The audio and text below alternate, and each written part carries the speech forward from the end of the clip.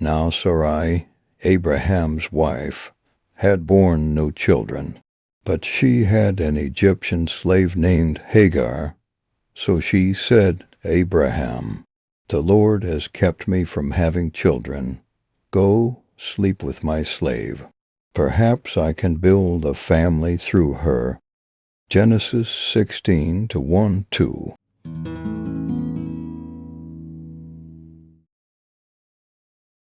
People say that God can answer prayers in 3 ways: no, yes, and wait. Wait can be the hardest answer of all, especially because it can mean standing by for years or even decades. Sarai, who later went by the name Sarah, knew how this felt. God had told Abraham that she would have a child, so that a nation could be built through her line, but years went by, and Sarah still couldn't get pregnant. She lost hope as the menopause came and went. Abraham had heard God's promise, but Sarah hadn't. Could her husband be mistaken? Sarah did what many of us do when we don't know what to do. She decided she had to do something to help God. In Sarah's time, it was common for a woman who didn't have children to give her husband a handmaid. The children of the handmaid would be born on the knees of the wife, and they would be raised as her sons and heirs.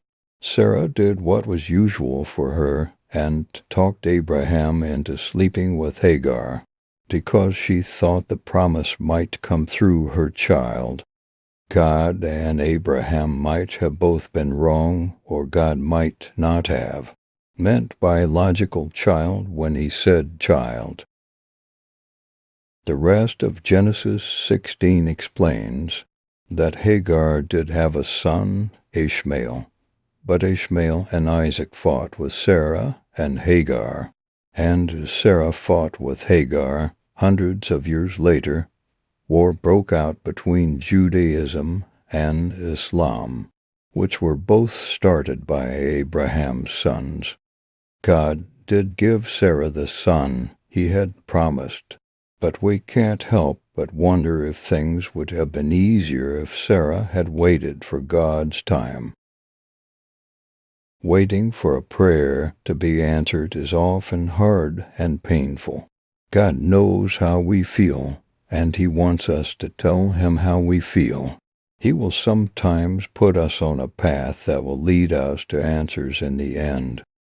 But Sarah's story warns us not to help God or do what makes sense if we don't have peace in our hearts.